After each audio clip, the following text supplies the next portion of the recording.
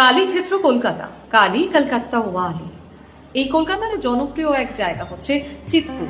চিতপুর যখন চিতপুর হয়ে উঠছে, সেই সময়ের কলকাতা আর আজকের কলকাতার মধ্যে আকাশ পাতাল ফারাক। সেই সময়ের কলকাতায় শুধু ছিল জল, জঙ্গল, মশা, আর ছিল দুর্ধর্ষ ডাকাতের দল। তাদের মধ্যে একজন বিখ্যাত ডাকাত হচ্ছে চিতে ডাকাত, যার পুরো নাম চিত্তেশ্বর রায়। এই চিতে ডাকাতের নাম অনুযায়ী এই অঞ্চলের নাম হচ্ছিল চিতপুর বা চিত্রপুর। আর এই চিত্রপুর বা চিতপুরের যিনি অধীশ্বরী, চিত্তেশ্বরী যে কালী, সেই কালী নাকি প্রতিষ্ঠা করেছিলেন চিতে ডাকাত। তাই এতদ অঞ্চলে তার পরিচিতি চিতে ডাকাতের কালী নামে। তবে হ্যাঁ, যে কথা আজ তোমাদের বলতে বসেছি সে কথা হলো এই কালীর ইতিহাস। চিত্তেশ্বরী আসলে কিন্তু কোনো কালী নন। এতদ বাংলাদেশের অঞ্চলে ডাকাতদের দ্বারা পূজিত হওয়া একমাত্র দেবী দুর্গা হলেন এই চিত্তেশ্বরী। চিত্তেশ্বরীর সঙ্গে কিন্তু তার ছেলেমেয়েরা কেউ নেই।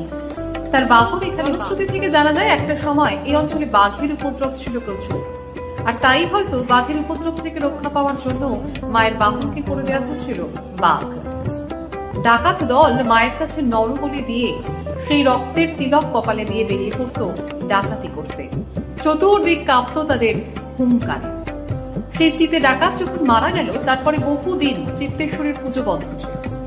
তারপরে এই জঙ্গলে এসে হঠাৎই হাজির হলেন তন্ত্র সাধনার জন্য নৃসিংহ ব্রহ্মচারী নামে এক তন্ত্র সাধক। সেই নৃসিংহ ব্রহ্মচারী একদিন স্বপ্নে দেখতে পেলেন দেবী চিত্তেশ্বরী এখানে অপূজিতা অবস্থায় রয়েছেন। তারপর তিনি এই বিগ্রহকে আবিষ্কার করলেন এবং নতুন করে বিগ্রহ সংস্কার হল। নদীর জলে ভেসে এসেছিল নিমকাঠ, সেই নিমকাঠ দিয়ে তৈরি হয়েছিল এই বিগ্রহ। মায়ের মন্দির তৈরি করার জন্য জমিদার মনোহর ঘোষ দিয়েছিলেন 36 বিঘে জমি। গোবিন্দরাম মিত্র এই মন্দির সম্পূর্ণভাবে সংস্কার করতে সাহায্য করেছিলেন। দেবী চিত্তেশ্বরী যে দেবী দুর্গা, তার সব থেকে বড় প্রমাণ মেলে তার পুজোতে। দেবীর পুজো তন্ত্রমতে হলেও তা কিন্তু সম্পূর্ণ বৈষ্ণব আচার মেনে দেবীর পুজো করা হয়। জনশ্রুতি আর ইতিহাস এখানে মিলেমিশে এক হয়ে গিয়েছে। শোনা যায় একবার নাকি সাধক রামপ্রসাদ যাচ্ছিলেন নৌকো পথে এই জঙ্গলের সামনে দিয়ে। তখন রামপ্রসাদের গান শোনার জন্য হঠাৎই দেবীর মুখ ঘুরে যায় দক্ষিণ দিকে। পশ্চিমমুখী চিত্তেশ্বরী তাই জন্য আজও পর্যন্ত, এখনো পর্যন্ত দক্ষিণমুখী হয়ে রয়েছেন। জনশ্রুতির এখানেই শেষ হয়। শোনা যায় যে হাড়ি কাঠে মানুষ বলি দেওয়া হতো, সেই হাড়ি কাঠ নাকি ভেসে গিয়েছিল প্রবল জোয়ার জলে। তারপর পশু বলি দেওয়া শুরু হয়, কিন্তু তাও একসময় বন্ধ হয়ে যায় মায়ের স্বপ্নাদেশে।